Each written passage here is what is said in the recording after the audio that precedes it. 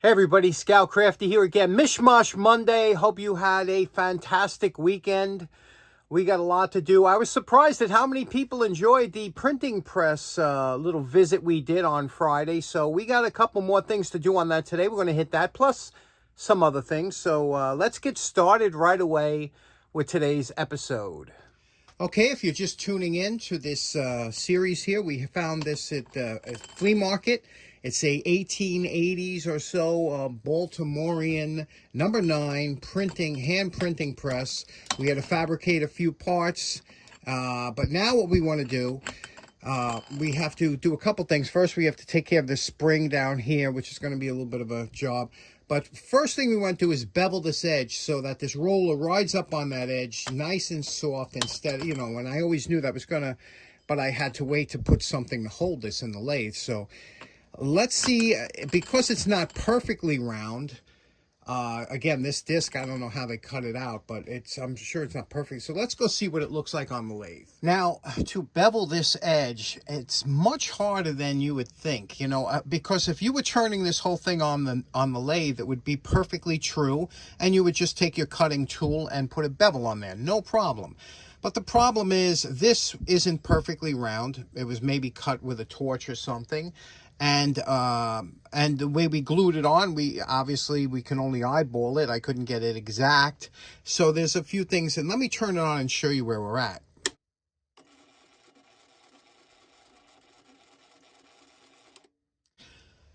Okay, now that looks pretty true. You say, well, that's not too bad. But now what happens is you're going to have to true that down to get it right. And you do have a little bit of nothing that you would notice on the printing press, but, when you're on a perfectly true lathe, this is where you're going to have that issue.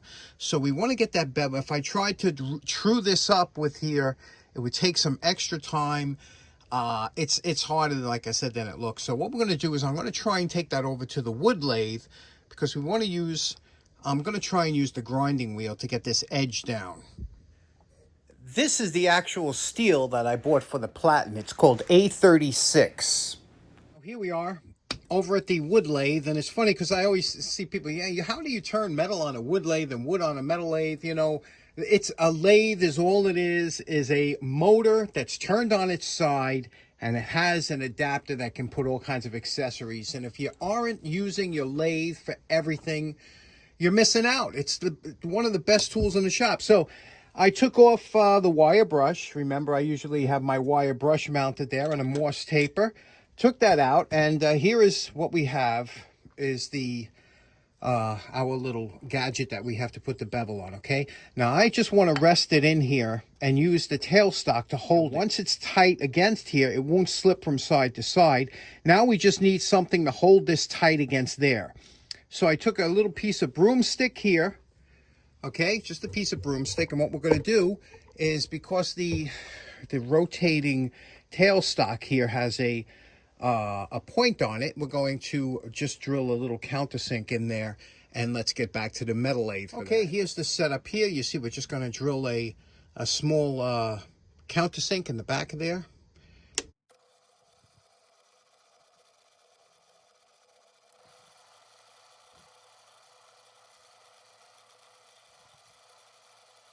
Okay, so we're going to put this on here like this. Put this little cap on there that'll hold it.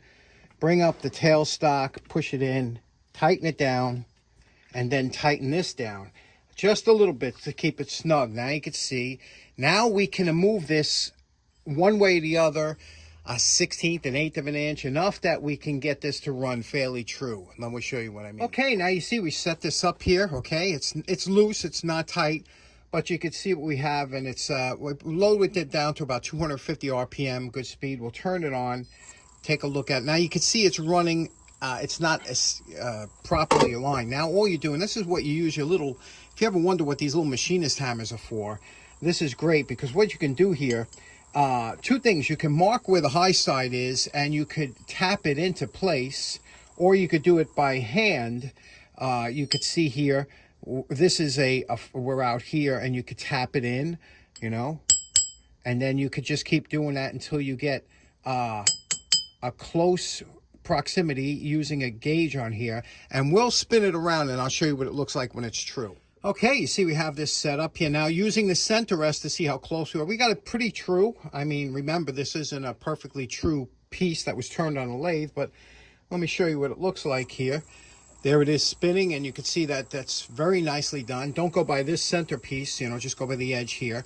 Now we can use the grinder on here. Now, what's nice about this too is I can also spin it the other way, which is a nice feature. Like now I can have it spinning the other way, so when I'm using the grinder like this, I can have, instead of having it go down, I can grind it like that. So let's get the grinder and try and bevel this edge. Okay, here's the setup. We covered everything with rags and towels that we don't get any grinding dust, but again, we want the grinding grit to go that way. I have a grinding disc on here. I'm going to hold it at a bevel that I feel comfortable, and I have it set at 500 RPM. Let's see what this looks like. Now, one important thing to note is that whenever you do an operation like this on either your wood lathe or your metal lathe, it's important that after you're finished to completely vacuum and wipe down your lathe, because you don't want any of these abrasive particles getting into any part of the lathe. So we do a full cleanup afterwards. Okay, now you see the type of finish you get with just the grinding disc. Now we're going to go to the flap sander and get rid of a lot of those scratches. Now to finish it off, we'll take some sandpaper here, and this is a broken belt. Whenever my belts break, I keep them and just, you know, snip them up when I need a small piece of sandpaper. And what we'll do here is we'll just give a quick sanding to get rid of some of those scratch marks that are on there. Again, doesn't have to be perfect, but you can see how quickly this will clean up that edge, make it nice and soft. And there we have it. Look at that. Isn't that nice? Okay, so here we have it. You know, this is hardened steel, so that's why another reason I didn't want to go with the lathe, but look how beautiful that edge is. And watch how nice this rolls up on there now. Just beautiful, right? When that rolls up, again, it churns it. And that transitional edge, I don't even see these on the originals, but what a nice difference that makes, huh? Okay, let's work on the spring assist. Okay, now for the card holder. We have two ends that are peened over here. This end here, and again on the other end over here, peened over, okay? And then what we have is we have the spring that's wrapped around here, and again, it's broken. You can see where it's broken right here. It's snapped off. So what we have to do is we have to grind this down so that we can take this out. These unscrew. There's little set screws there that hold these solid. So we have to grind this out so we can pull this out. We'll probably have to take this arm, remove this arm here, that screw, and drop it down. Now to get this pin to push out, I'm going to use a grinding stone on the Dremel. Just go around until I get that peened, that flattened, that mushroomed area out, and then it will slide right through.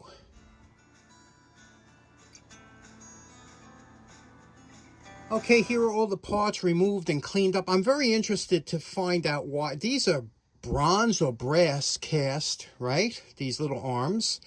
Now, this spring, what I thought was spring, is actually brass, okay? And I didn't think brass really would hold the temper, but I don't know what was going on here. You know, they know more than I do, the guys that designed this. Now, you see that little hole in there? There was a hole drilled in here, and this wrapped around that arm, and then pegged into the hole, bent into the hole so that it would hold steady, and when, you know, it would just spring it back and forth like that. So I have to make one of these. I would think you would want to do it out of spring steel so that it wouldn't have this break brass. I cannot imagine it not breaking, but I'm gonna go have lunch and think about this, how I'm gonna do this. And I have to drill that little hole. See, they had a hole in this rod, and I had to grind that to get it out of there, but it's coming. This was something I was kind of waiting till last because it takes a little bit of thought.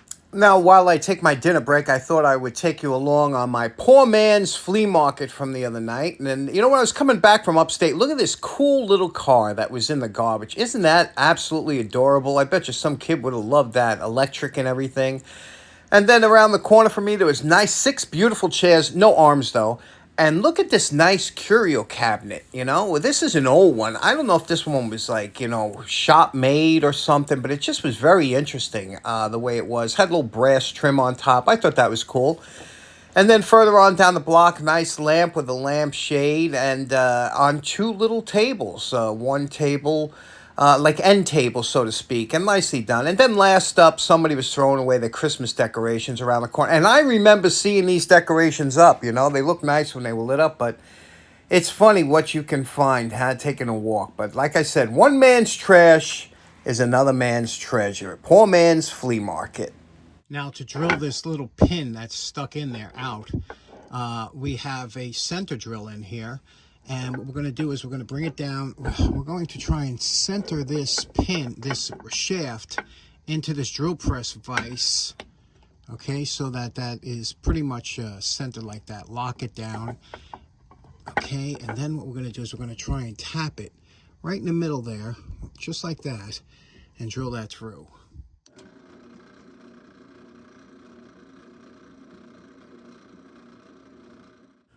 Okay, the technique you're going to see me use in drilling, you've probably seen me use before. This is called the pecking technique. I learned it from Tom Lipton over at Ox Tools. Basically what it is you use a pecking technique where you drop the drill in and out of the hole. This helps clear the chips instead of just having the flutes try and do it. Especially with something like this bit here, this center drill that don't have flutes. But the pecking technique helps get the chips clear from the hole. In and out, 1, 2, 3, you'll use it forever. Great tip. Okay, now we're going to drill this out. You see how it'll set right in the middle here. And thank goodness that pin is brass and not hard steel. Now, brass is a material called free machining, which means you don't need lubricant to cut brass with most tools that you use. But the reason that you'll see me still using the pecking technique is to clear the chips. Because even though you don't need lubricant, the chips will bind and create heat, which will increase the diameter of the drill bit and bind. So always use the pecking technique. Now there's the original hole that was in the shaft. You could see by drilling it out, we didn't alter it in any way. So that came out real nice. Okay, here is the part, the new part that we made. This is the old one here that broke. This is the new one. And I made this out of spring steel, otherwise known as music wire. The reason I have this is because when I used to fly my radio control airplanes, this was like, you know, I used to make landing gear and everything else out of this stuff. So this won't break. It's made to bend. It's actually spring tempered. Okay, here we go. This is where we're at. I was able to get this to work. You could see now you could see pretty much how it works. I got a little backing plate in here. This is where your print type would be affixed. Now, they had different plates that you could hold different fonts, everything. I don't have any of that, so I'm going to have to make do. First of all, look at how beautiful that edge came out. Huh? I'm so psyched that came out good. And now this works the way it's supposed to. Remember, here's what's supposed to happen now. You take your card style, whatever. You put it in here like this, right? As you push this down, the roller will come up, will ink get ink on there. This will hold the card flat against the back plate. You see it? Those arms will hold it flat. It'll press against the type. Then when you pull it out, this will ink the type again for the next time, spin the platen, and you remove your card, take your second, another card. See that? I think we're pretty much good to go, except for obviously cosmetics, but look at that. I mean, you couldn't ask for a better working machine. Now, I just got to get some ink for the for here. I got to come up with some kind of font. I'm not going to... Years ago, I took a course when I was in school for linoleum printing. Remember? Do any of you guys ever do that? You carve out a linoleum and you kind of print on it. So I'm thinking of just, you know, doing some kind of carving on there just to see if we can get a print. As far as the roller, I had some heat shrink that I thought would fit over it, but this is just a little bit short. So maybe heat shrink would help me give you a little bit more, or I really would like to put an inner tube if I had like a rubber inner tube that was that size. But there we go. So I'm super psyched at the way this is working. So now we just got to see next time. hopefully I'll have something to print out. So in closing, thanks so much for tuning in. Like I said, absolutely beautiful weekend we had this weekend.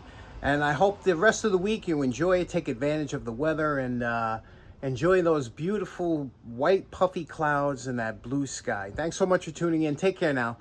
Bye-bye.